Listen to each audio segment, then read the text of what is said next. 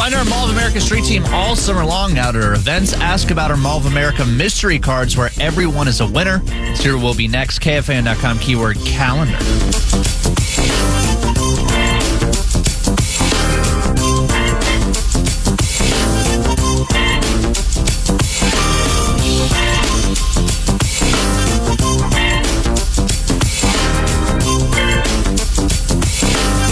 Back with you, 11:05 on a Friday football feast, 9 to noon. Sinykin in for PA. Brett Blakemore by my side. Common Man Dan Cole next, noon to 3. I understand program password in play. Wouldn't really know. Neither one of us have ever been invited to play for whatever reason. I can't imagine why. I mean, they've gone outside the building to find people to play in that game. They're afraid. It's fear of what. Imagine the two of us teamed up. Spanning generations. Yeah. An Iowan and a Wisconsin guy. I think there's reasons why we haven't been invited. Yeah, I could. I actually, this is my inbox from Tenna. Just nothing. Yeah, it's kind of how that works. Yeah. Scotty Scheffler put a 7 on his scorecard on the par 5 14th. He is now 5 over par for the tournament. He just parred the par 3 6th. He has 3 holes to go. He started on 10. And he's 2 shots above the cut line. Cut line right now is 3 over par. Yes, that could move. But I think it's safe to say that the world's number 1 player is in danger of missing the cut in this U.S. Open at Pinehurst number 2. If you and I had to play this course, which I'm a bogey golfer, I'm like a 15, 16 handicap. Sounds like you're kind of in my ballpark. Right? Yeah, 18 birdie says I'm a 16 handicap. Yeah, so give or take. We're in the same ballpark. Yeah. If we had to play from their tees, so it's 7,700 yards, I'm comfortable at about 62. I'm not a long hitter. So take that into account. I don't think I'd break 150 for real playing from their tees on this golf course. I don't think I'd break 150. And I wouldn't have fun at all because nobody wants to shoot a 150. But you watch these guys. We saw Schauffele and Scheffler, balls side by side in a waste bunker greenside, have both balls returned to their feet. These are 2 of the 3 or 4 best players in the world. Yeah. How long would it take us to land that ball on the green? Because Scheffler then put it all the way across the green. I guess the question is, is there a max score? That'd be my first question. Do we stop at 8? Do we just say enough's enough? Or do we play it out truly USGA ball and hole? Well, that's what I was saying. Because obviously... Because, then it could get up. We're going to break 150 by virtue of the rule if 8's the most we can take. Right? Yeah. That's a 144 if I did the math right. No, I'm saying impressive. 1 through 18, T2 hole, no, even a foot. You got to make everything. No gimmies. I would take over 150 for myself as a bogey golfer. Yeah.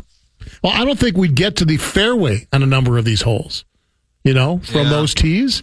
You got to hit it, 270, 280 just to get onto the playing surface. And not miss.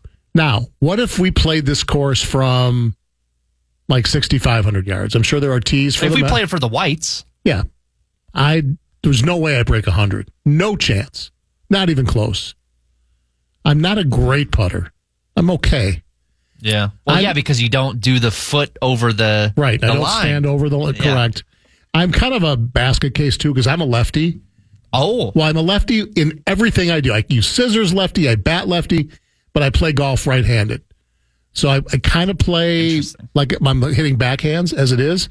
And putting, when I stand over a putt right-handed, doesn't seem natural, but when I stand over a left-handed, it does. So I've gone back and forth over 40-some years of playing.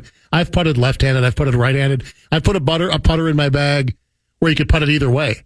Because inside... It's like a mini golf Totally. putter. That's really, it's hard to find those. Yeah. It's really, they're like gadgety putters now, just the one you could hit on either side. But inside 10 feet, left-handed, I'm way better. But anything longer than that left-handed, it's a struggle. So my point is I'm kind of a basket case on the greens. Yeah. And these greens, I've played the fastest greens I've ever played. I have 2 courses. LA Country Club, where they held the Open last year. And I played Winged Foot with Common back in the day. He's told that story often. He almost got kicked off the course because he wore his little Payne Stewart hat backwards and he had jeans on after the game. Yeah. When the locker room put denim on for lunch and they said, no, there will be no denim Where'd you hit it on one? Exactly. Here's my biggest memory of Winged Foot. The sound of squirrels chewing acorns was like airplanes flying over your head. It was like, how many squirrels are on this course right now? That's my memory. Incredible. It's like 20 years ago we did this. But those two courses were greens like I've never seen before, like foreign to me. And at least when I got to play LA Country Club, we had caddies, and the caddy saved us because he's like, all right, hit this like 30% and aim right there. And I would never have done that, but it always saved me because he knew exactly how careful you had to be. One other course I played was a private club in Vegas that all the fancy people play. And is that the one like right in the heart of downtown? Or no, it's out a little bit. But a friend of a friend is a big-time player, and he got us on, and same deal. I mean, just light greens I'm not familiar with. Like I don't do that. I don't play these kinds of courses. Anyway, that's the hardest one I played is Wolf Creek out in Utah. I don't know. Some texter will tell me the slope rating or whatever, but I broke 100 there from the whites. I think I shot like a 94. Oh, so I don't know if we played from the whites.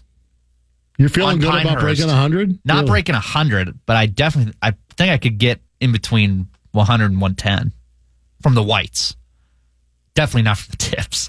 Well, they also to put me down for PST. Have they? I think I will. It'd be an honor to be invited to something, so I'll take the PST. I'm also going to assume they're not going to have it set up for a U.S. Open. Like the rough's not going to be insanely penal. Like, if we miss a fairway, which we will, we're not going to have to just chuck out and just chip out and then go to the green. All right, quickly on the Wolves. Fan has learned the Wolf season ended a couple weeks ago. The NBA season likely will end tonight. We'll see if the Mavs have one last gasp in them. Game 4 tonight in Dallas. Has Luka grown up? Has he learned anything? Will Kyrie look like Kyrie, or have they thrown it in and Boston will move on to their inevitable 18th NBA championship? Once that happens, it'll be all about the draft, which is, for some reason, over 2 nights, which is just ridiculous to me. It's a 2-round draft, and they're going to do the first round on a Thursday night and round 2 on a Friday night. The Wolves have picked 27 and 37, and we know that their main 7-8 guys outside of Slow-Mo should be back, barring trades. This team will look a lot like it did this year, which means they're going to have to fill in the gaps with low-cost players, and maybe they find a couple of free agents that are willing to play for the minimum to join a contending team, but likely they're going to hope that they can hit on 1 or 2 picks here to supplement the roster. And we've got the Leonard Millers, the Josh Minotts, the Wendell Moores that are still hoping to maybe catch on. They have to make a decision on Minott by the end of June. They can decide to move on from him. But regardless, this is a year where they have a number 1 pick. And, of course, next year's draft is supposed to be a great draft. One of those once-in-5-year, deep, and the Wolves won't have a pick, at least in the first round, next year. So what do? If they keep those picks at 27 and 37, I think we can all agree they have to address shooting, find a good 3-point shooter, a guy that can catch and shoot, maybe do some damage off the dribble as well, and a backup point guard would be nice. Let's also not forget they have Jalen Clark, the former UCLA player who missed this season with the Achilles injury. He's more of an off guard, but defensive-oriented, and I think does have a chance to make a team and maybe be a rotation guy down the road. So they got like 4 guys they're hoping can develop. Maybe a couple of them become players, but counting on a couple rookies to add to the mix would be nice. So here are some guys I'm looking at. I mentioned this on In the Zone a week or 2 ago. I really like Baylor Shireman out of Creighton, he played, I think, his first 3 years at South Dakota State. I believe he is a South Dakota kid, and stepped up and went to the Big East and played for Creighton and was a very good 3-point shooter. Averaged 15 points, 8 rebounds, about 38% from 3. I think he was like 50% from 3 at South Dakota State. But he shoots like 8 threes a game. And what I also like about him is when the season starts, he'll be 24. So it's not like you're drafting an 18, 19-year-old kid and you got to hope he develops. Kind of like Leonard Miller, who I think has a lot of upside, but it was going to need some time and some seasoning after a year in the G League and now a year, playing with the Wolves. I think Shireman's got the experience to step right in and be a guy that can come in with that second unit and knock down three. So that's a guy that projects to be picked toward the bottom of the first round. I think the Knicks, who pick right near the Wolves, in front of the Wolves, may also, he's being mocked to them a little bit. But that's a guy I would definitely keep my eye on for the Wolves if he's there at 27. Point guard, there's a couple guys that might be gone before the Wolves pick. I've seen mock drafts where they're picked between like 19 and 22, and I've seen where they're both available at 27. But if either Tyler Kolek from Marquette or Isaiah Collier from Southern Cal are there at 27, I would sprint to the podium. I think both of those guys have a chance to be point guards in this league. Kolek's a bit smaller, missed some time with Marquette with an injury this year, but had a long, successful career for the Golden Eagles, and I think knows how to run a team. I think he'd be a very nice backup point guard in this league. That's a guy I would look at. Isaiah Collier maybe has more upside, a little bit of more size, but he may be gone before the Wolves pick. Again, I've seen it both ways. I do like those guys. If we're going to stay on the point guard spot in the first round, KJ Simpson out of Colorado is another guy to keep your eye on. Pretty good three-point shooter, averaged about 20 a game as a freshman, 5 or 6 assists. That's a guy that I think they might have their eyes on. And if they decide to wait till their early second-round pick, which is pick 37, the 7th pick of the second round, really like Jamal Shed from Houston. If you watch college hoops, he was the emotional veteran team leader for that Houston Cougar team. Got hurt in the tournament, and they were pretty much dead. But he's a really cerebral leader. Has had some really solid success for a top NCAA team. He's projected to go somewhere early second round. Another young kid was younger, Juan Nunez out of Germany, is 6'4", and maybe he has a little Rubio in him. He's known for being a really good passer, great vision, plays very well in the pick and roll game. Might need a little seasoning, but as the Wolves and Trent's been all in on, let's find somebody not to replace Mike Conley. We just signed him for 2 more years, but to take the load off Conley if he does drop off at age 38, if he does start getting hurt. This team needs to have an answer. Now, they brought in Monte Morris as insurance. He's a free agent. They may or may not bring him back. And if they don't, and McLaughlin's also a free agent, they are going to need to find a point guard. Double T has talked big time. Let's make a trade. Let's get Trae Young in here. Let's do a Cat for Trae Young deal, and let's remake this thing. That sounds good. I think it's very unlikely.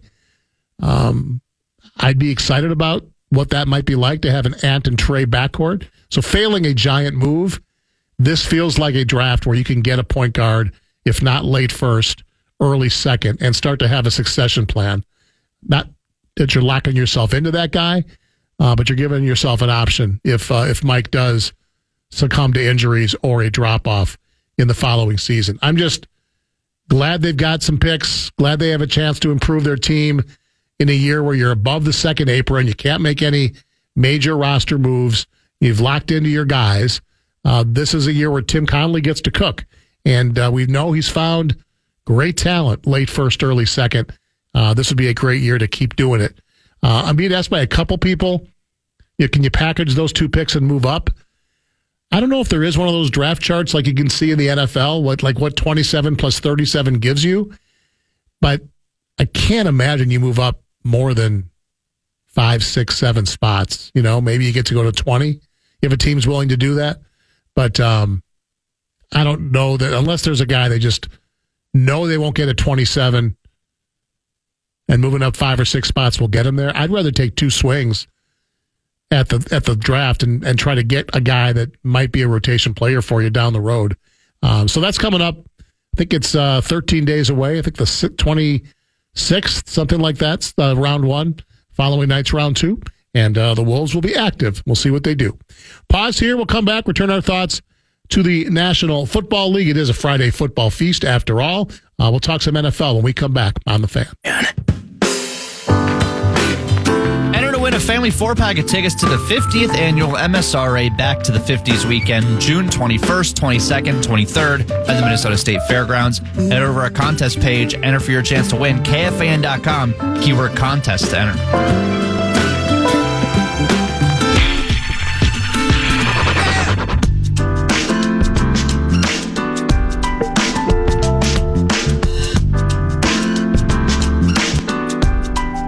Back at 11:25 on a Father's Day weekend Friday. Dave Sinykin in for Paul Allen.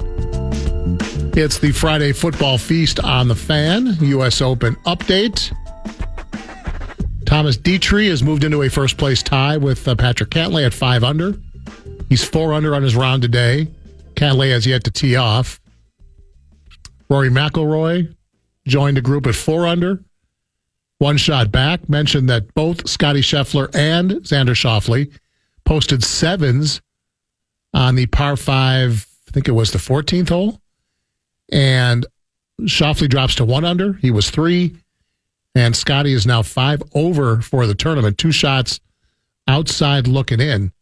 He has 2 holes left to play and needs really at least 1 birdie, if not 2, to feel good about playing on the weekend. We talked about, Brett and I, what we might shoot on this course as bogey golfers. 952 area guy. Wait, that's the wrong one. Hold on. 218 area code guy says he played Pinehurst number 2 back in the fall.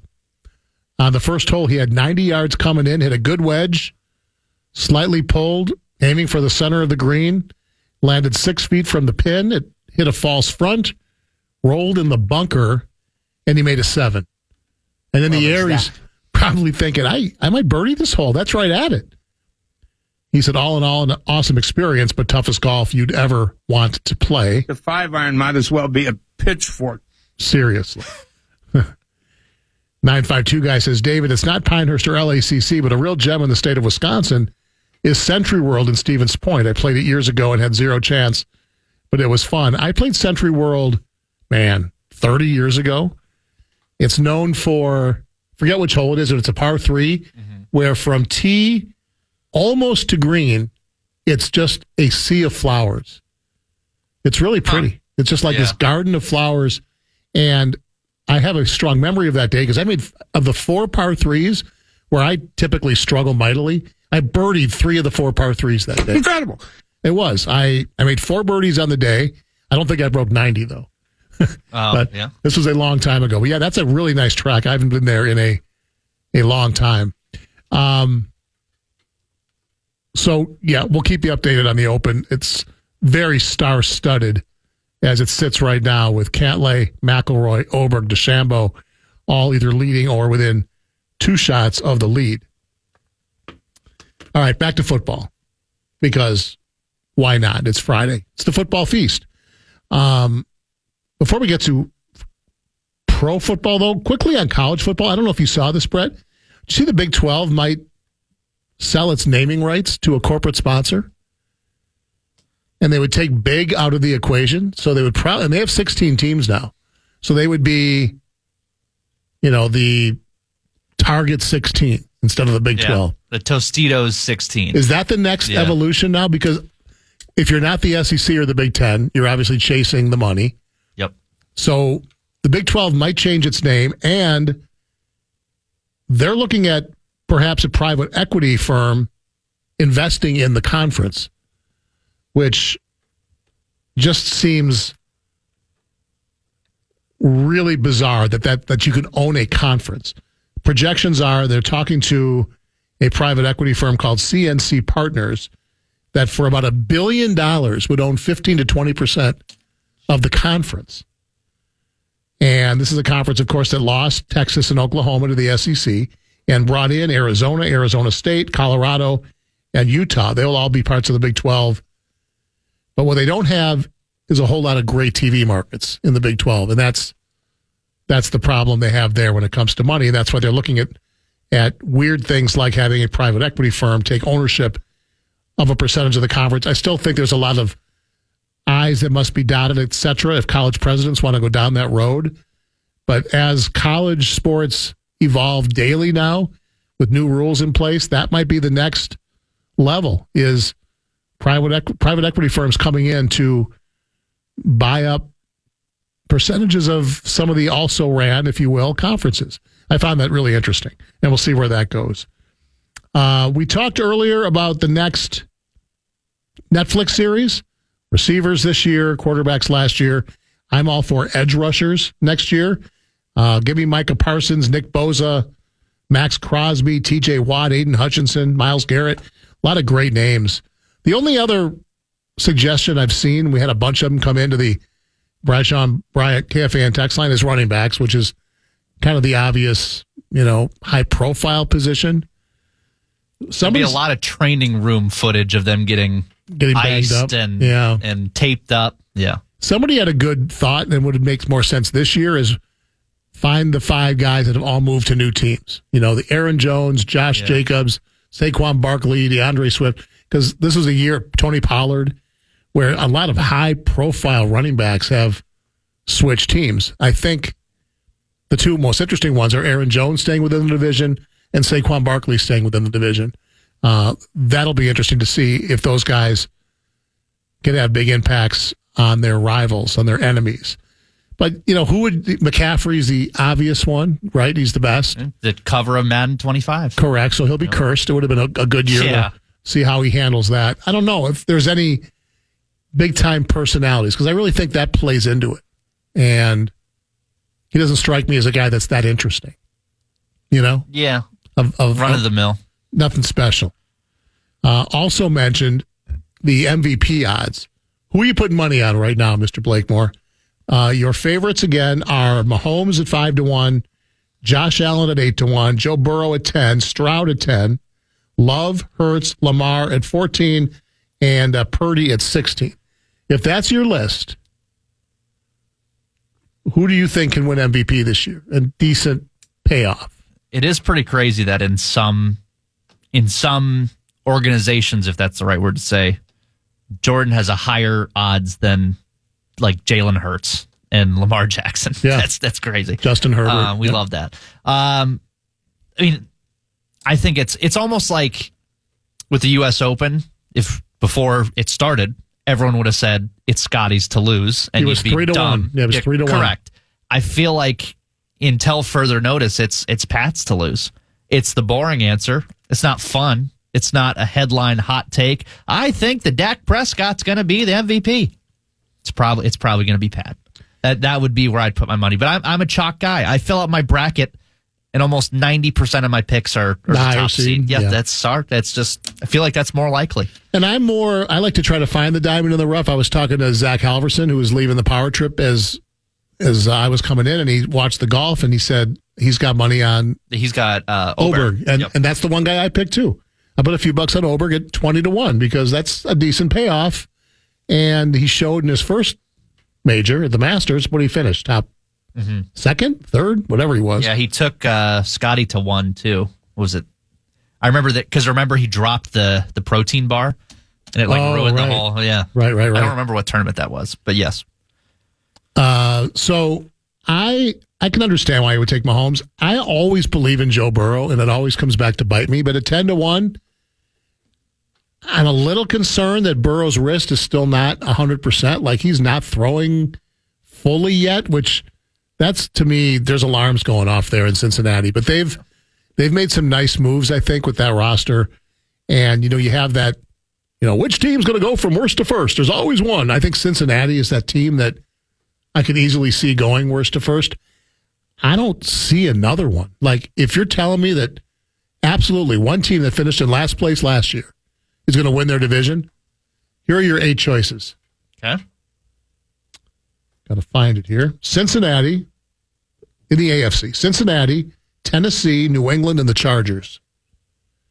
In the NFC, Bears, Commanders, Cardinals, and Panthers. Yeah, the only one with even a sniff is Cincinnati. And maybe if Herbert has like an amazing season. Even that division is such a, yeah. They lost their top receivers. I mean, their best receiver is the guy they drafted in the second round, Ladd McConkey, maybe. I mean, Quentin Johnson. What a name. Was kind of kind of a bust his rookie year. I don't see the Chargers. A sneaky one could be Washington, really, because I certainly don't like the Giants. I think Dallas regresses. I mentioned that early. They've got issues. They got to pay Lamb, Dak, and Prescott all. And they've lost offensive line. There's not a receiver after CD that scares you. They have no running backs. I mean, yeah, defensively they've gotten better, but I could see Dallas dropping off. Washington, if Jaden Daniels becomes like C.J. Stroud-like, which of all the rookie quarterbacks, that's the guy I liked with the highest upside. Now, that team, that franchise has been horrible, and to think they're just going to jump, I just don't like that division that much. So it wouldn't shock me if Washington went from worst to first, but Arizona, Chicago, Carolina, I give no chance to those teams. The AFC, if it can't be Cincy, I could listen to Tennessee because they've added, through free agency, a lot of talent. I don't know what Will Levis is, and that's what gives me pause, but they've given him help at receiver. Yes, they moved on from Derrick Henry, but I think it was time for them to do that, and didn't Pollard go there? So it's a stretch because that division's gotten better. But if you believe that Houston may not be the team ready to ascend just yet, that they may take a little more time, maybe Tennessee surprises. But for my money, Cincinnati's the team with the best chance in a tough division because Baltimore and Cleveland, if they figure out the quarterback spot, that's a tough division. But it wouldn't shock me if Cincinnati went worst to first. And I'll take Joe Burrow at 10-1 to win the MVP because he's the one guy that's beaten Mahomes, right? In the playoffs. He just has to get that wrist right. All right, I'm late for the final break. We'll take it. We'll close out final segment, catching up on some texts and talking NFL. It's the Friday Football Feast on the Fan.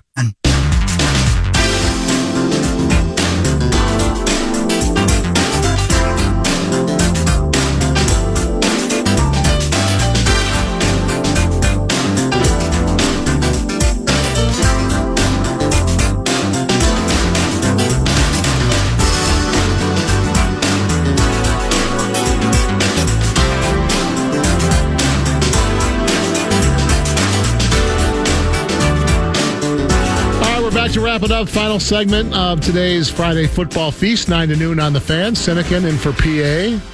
Coming up next, bumper to bumper at 3, the usual suspects the rest of the way. Update, U.S. Open. Scotty Scheffler had about a 30, 40-foot birdie putt on 17 that he missed. He settles for par. 1 hole to go. He's 5 over. He is 2 shots outside the cut line with 1 hole to go. Minnesota's own Frankie Sappin is even through 12, 1 under for the day. Good for a tie for 18th place. So very, very strong performance for the Stillwater native. Patrick Cantlay, Thomas Dietrich are 5 under. Dietrich's got 5 holes to go. Cantlay will tee off in just over 90 minutes. McIlroy and Ludwig Oberg are 4 under. DeChambeau and Pavon are 3 under. Bryson has 2 holes left. Pavon has yet to tee off. Lavelle mentioned earlier that he was shocked that 5 under was the leading score after 1 round. That's a low score for a U.S. Open. But you see that from time to time. You see the first round where the scores are made, and then that ends up being like the best score. Like if they can finish at 5 under, they're likely to win. I think that's likely to be the case.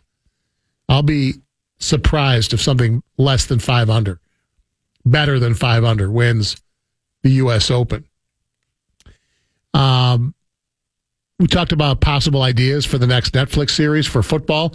A number of texts are suggesting head coaches, which I hadn't even considered. Like, really? But 612 guy, Jake in Cannon Falls, says, look, Dan Campbell, Andy Reid, the Harbaugh brothers, Shanahan, that there's enough star power, personalities. I don't know. I wouldn't be that moved by a series following the head coaches myself. I don't know if you all disagree with me, but that doesn't, following Andy Reid around his life, I don't know. Seeing how the players prepare deal with, the injuries and the ups and downs. That's much more interesting to me than following the head coaches. But I'm surprised. I probably have 5 or 6 texts at the Bradshaw and Bryan KFAN text line, 64686, suggesting head coaches. We also talked previous segment about teams likely to go worst to first. I have a couple votes for the Cardinals. 651 guy. Cardinals definitely have a chance to go worst to first. Fully healthy Kyler, adding Marvin Harrison Jr. is going to be so good. It's tough that they're in the Niners division, though, and that's what you have to think about. Like, are they really going to usurp the Niners?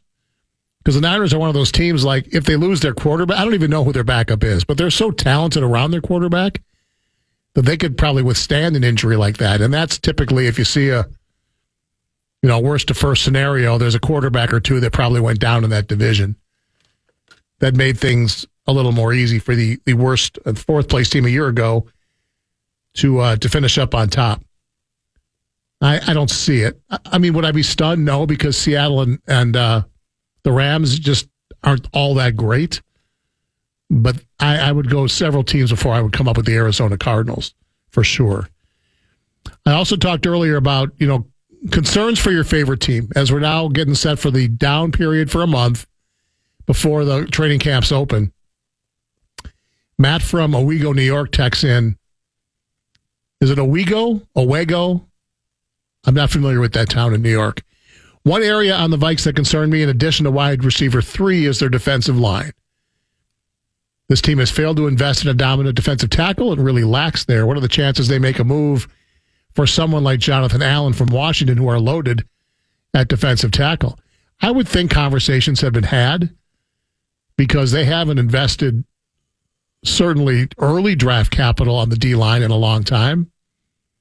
And while we mentioned Brian Flores has some nice new pieces, specifically at linebacker, the talent up front is a bit of a concern. Stopping the run might be a bit of a challenge. I think Jonathan Allen is represented by Blake Barretts, isn't he? Local agent guy. So, I'm guessing he's on the radar because, Washington certainly unloaded guys last year. They may not be ready to do that now. They might want to see what they got with their shiny new quarterback. But if I were a Viking fan, D-line would be my number one. And wide receiver 3, all right, now that's not, obviously a huge position you have to worry about, like how deep are we at receiver? But you're an injury away, obviously, from really counting on wide receiver 3. And they need someone to step up this summer. And if somebody doesn't, I feel like wide receiver is a position you can probably find. There are teams that will cut veterans as training camps go on. They see what they got. They've got cheaper options. So I would watch the waiver wire for a wide receiver. Who's number 3 right now? Is it Jalen Naylor, number 3 on the Vikes depth chart at receiver? It's the coverage rather bare there. Really good 1-2. But if I were a Viking fan, I'd be worried there. D-line. For my favorite squad, I mentioned kicker, also offensive line. They've got a bunch of changes up front, and that's going to be interesting to see how that all shakes out.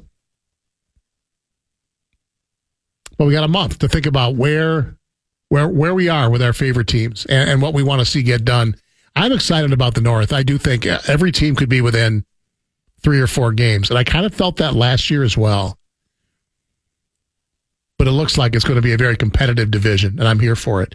Let's go back to where we started. Twins got the W last night, 6-2 over the A's, the hapless A's. 37 hits for your Twins the last 2 games. 37 hits. Carlos Correa, red hot. 3-hit night, home run. Lewis and Buxton also delivered multiple hits. They combined for 8 hits, the 3 guys, 5 RBIs, 4 runs, and supported Joe Ryan, who was brilliant again. 7 innings. And after the home run, was it the 2nd inning? I don't believe an athletic player got to second base the rest of the game. So just a solid performance. And as Lavelle said in the 10 o'clock hour, these are the teams you just got to beat up on. You've proven you can't beat the really good teams. Yankees, Orioles, Guardians, I think they've struggled. you have to blow out these teams. And so far, so good. They're back at it at Target Field. I'm assuming that's tonight, Twins game, Brett Blakemore. Fridays are always night games, aren't they? Well, one would think. I would assume so. Yeah, and it is. Last night, the Panthers got within a game of the Stanley Cup, hoisting it. They might just do it in Edmonton. Game 4 when? Tomorrow or Sunday? I believe tomorrow. Yeah, tomorrow. All right, so Game 4 tomorrow. The NBA season could end tonight. I don't know. Do you think that means it's 2 bad final series between the NHL, that it's a potential sweep? Because, I mean, I can only speak for the NHL because that's the one I'm watching. And the games have been entertaining. They've been up and down, fire wagon hockey, the track meets the way I like it. But then it's still 3-0 Panthers anyways, so it gives off the impression that it was a bad series. And I guess to an extent it was, but I don't know. I think it's still fun. It's terrible for the networks. I mean, they need the games to go, the series to go 6-7 games. The Game 3 of the NBA was just so bizarre because it was, I think, Mavericks led by 1 at half. It was a 1-point game at halftime. And then Boston comes out in the third quarter and blows them off the court. And so now the series is over.